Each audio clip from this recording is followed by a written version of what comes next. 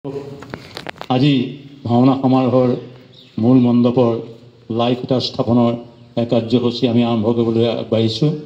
এই লাগক ধীৰাৰ্থ হৰিকাশ্যপে সম্ভাষণ কৰিছে আৰু তোমাৰ ভাওনা উদযাপন সমিতিৰ সভাপতি বংশী শৰ্মাদেৱক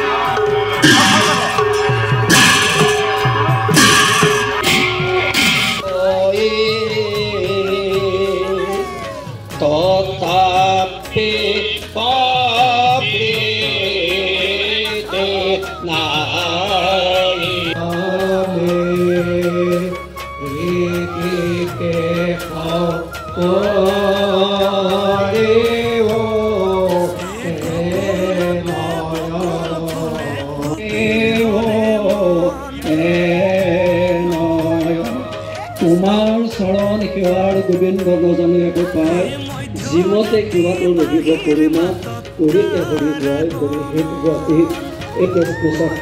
তোমাৰ লীলা সেই লীলা যি চাক্ষুক প্ৰদৰ্শন তাকে ভাওনাৰ ৰূপত অংকিত কৰাই গুৰুজনাই যি নিৰ্দেশন কৰিছে সেই গুৰুজনাৰ নিৰ্দেশন অটুট ৰখা উঠে উদীয়মান যুৱক যুৱতীসকলে যি আগ্ৰহ দেখুৱাইছে সেই আগ্ৰহত তেওঁলোকৰ প্ৰতি মহাপ্ৰভু কৃপা দিয়ক তেওঁলোকৰ এই সৎ ভাৱ আৰু তেওঁলোকৰ নিজৰ শিক্ষাত আৰু সুচৰিত্ৰ প্ৰদান কৰি আগলৈকে এই সমাজক মহাপ্ৰভু তুমি স্বজন কৰা সেই ধৰ্মত যায় অসমখনৰ পথ ৰাখক এই কৃপান্বিত ল'বলৈ কৃষ্ণ হৰি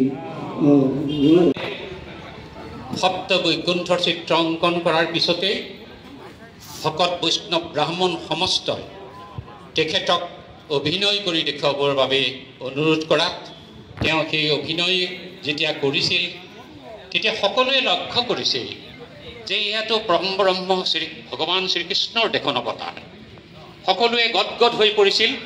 তেওঁলোকে এনেকুৱা এটা অৱস্থা হৈছিল যে নিজৰ স্বামীয়ে নিজৰ পত্নীক চিনি নোপোৱা অৱস্থা হৈছিল, নিজৰ সন্তানে পিতৃক দেখা পোৱা নাছিলে। সকলোতে কেৱল মাত্ৰ বৈষ্ণৱ বৈষ্ণৱ বৈষ্ণৱৰ চিন্তাতে সেই সময়ত হৈছিল। আৰু সেই কাৰণেই যেতিয়া গুৰুজনাক এনেধৰণৰ কাৰ্য কৰিবৰ বাবে ভকত বৈষ্ণৱসকলে ক'লে তেতিয়াই গুৰুজনা চিন্তা কৰিলে যে কি কৰা যায়।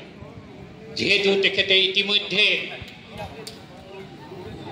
সত্ৰ বা আমাৰ যিবিলাক ধৰ্মানুষ্ঠান ভ্ৰমণ কৰি আহিছে, বিভিন্ন বদৰিকাশ্ৰমকে ইত্যাদি কৰি বিভিন্ন ঠাইলৈ গৈছে, এই সকলোকে ভাবি সংস্কৃত যেতিয়া সংস্কৃত নাটকৰ যেতিয়া প্ৰয়োভৰ আছিল ৰাখিলে আপোনালোকে জানে। সেইকাৰণে যে আমাৰ যে সত্ৰানুষ্ঠান বা আমাৰ ৰাইজৰ ৰাজহুৱা অনুষ্ঠানত যেতিয়া আমাৰ নাট এভাগ গোৱা হ'ব বুলি কয়, এইকাৰণে কোৱা হয় যে ই গীতিধৰ আৰু ইয়াৰ ভাষা আছিল ব্ৰজাৱলী। আপোনালোকে ব্ৰজাৱলী ভাষা নিশ্চয় শুনিছে। আজিকালি বহুত কম ব্ৰজাৱলী ভাষাত নাট কৰা হয়, অসমীয়া ভাষাত নাট কৰা হয়। এই অসমীয়া ভাষাৰ নাটসমূহ গুৰুজনাই ৰচনা কৰা নাছিল। মই সেইটোত অকণমান আপত্তি মোৰ থাকে। আমি কষ্ট কৰি হ'লেও আমি আচলতে ব্ৰজাৱলী ভাষাৰ নাট ভাগহে কৰিব লাগে। আহে সামাজিক লোক শুনকচোন কি সুৰ। জৈষ্ণ নাভিৰ কন্যা গুণগণ গঠনে নানু ভক্ত ৰচক্যা তাং ধিকতাং ধিকতাং।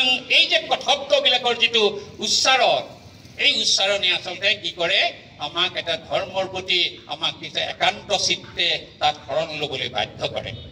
এই গুৰুজনাই এই নাটৰ জৰিয়তে তেখেতৰ এক শৰণ দাম ধৰ্ম প্ৰচাৰৰ ব্যৱস্থা কৰিলে। আৰু আপোনালোকে যে গোটেই ৰাতিটো ভাওনা হৈ থাকে, এই 31টা গীত আজি আমাৰ ভাওনাত গায় নেকি? এই 31টা গীত গায়নে? এই ৰুক্মিণী হৰণৰ তাল আছে 12খন তাল, গামান ঘাট চুক 12খন আছে। এই তাত ৰাগ দিছে আপোনাৰ প্ৰায় 8টা ৰাগত গীতসমূহ আছে। এইবিলাক গায় নেকি? নেগায়।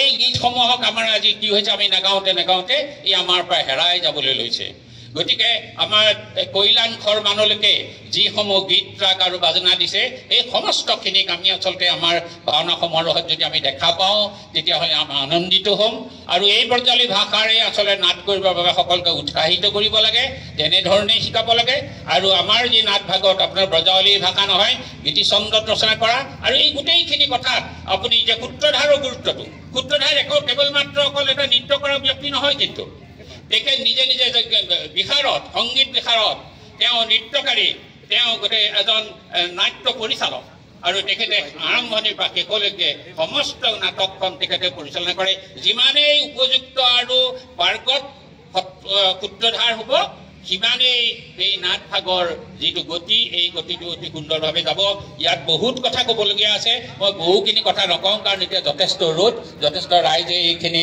সময় আমাক দিলে আৰু এই যে আমাৰ লাইখুটা আজি আমাৰ ইয়াত প্ৰতিষ্ঠা হ'ল মই শ্ৰীচৰণ প্ৰভু ভগৱন্তক মিনতি কৰিছোঁ যে প্ৰভু ভগৱন্তই এই যি 7 দিন আমাৰ যি ভাওনা সমাৰোহ আমাৰ হ'ব এই ভাওনা সমাৰোহ যাতে সুকলমে হৈ যায় আৰু সকলো সহযোগিতা আগবঢ়ে কায়িক মানসিক আৰু আৰ্থিকভাৱে সকলোৱে যদি আগবঢ়ায় হাত উজান দিয়ে তেতিয়াহ'লে নিশ্চয় এই কৰ্মভাগ অতি সুন্দৰভাৱে হ'ব বুলি মই নাজানো